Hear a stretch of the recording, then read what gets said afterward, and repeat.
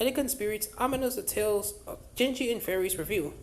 Yoshitaka Amano is probably best known in the West for his aesthetic illustrations with the manga anime, Vampire Hunter D, and a highly influential character designs and art of the Square Enix's Final Fantasy video game series. Elegant Spirits brings together two different projects. The republished separated in 2006, and one split in hardback volume from Dark Horse, The Tale of Genji and Amano's Fairies. Pity you will that I live out my days feeling sorry for myself. Don't knight me and turn to Joe. Never will be an end to my thoughts of you. The Tale of Genji is based on Lady Murasaki's classic 11th century novel of courtly love, dating from the Heian era, featuring extras about the Shining Prince himself and the woman he loves, including Murasaki herself. The text by Andre Ito and Junichi Imura, translated by Rachel Nash, consists of selected quotations with the original novel and short synopsis of the individual stories taking form. These passages are sumptuously illustrated by Amano with a sometimes surprisingly bold and rich choice of colors.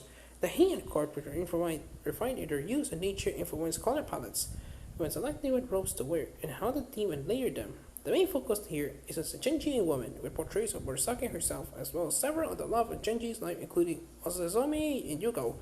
This gives Amano the opportunity to create intimate monsters to reflect each of the personalities of the woman through his striking color choices. It's difficult to do justice to depth in words.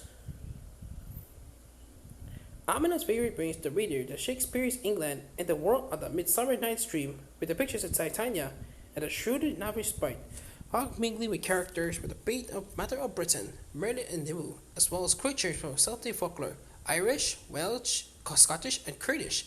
The spirits depicted here vary from mischievous house goblins to a variety of fairies, some pinning, other far less so. Swan maidens and mermaids are also featured. The portrayal of these creatures, some grotesque, other quaint and quirky, harkens back to the fairy tale illustrations of Arthur Rackham. Well, again, presenting portraits that are uncritically Amano's own interpretations, as in the Welsh legends, Gwarged On, and the traditional tale of Alison Groves and the Celtic Court. The English translation is by Camilla Nia, and there is a fascinating essay of Kimi Imura at the end of the title. The Celtic Fairies changes the figures in Japan. This explores the appearance of fairy and elf Japanese literature, and the fact that there is, it seems, no good Japanese translation of the word. Imura also explores the various artistic mediums employed by Amano to bring his fairy to life. Water-based acrylic, ink, and oil paints added that ink painting is just the right medium for banshees. Watercolors are selected for more sparkly creatures and oils are used for the mermaids. Some like the leprechaun are described in little stories, others in verse, and, of course, Shakespeare with Shakespeare. This is not just a collection of beautiful pictures. The accompanying folklore is for real interest too.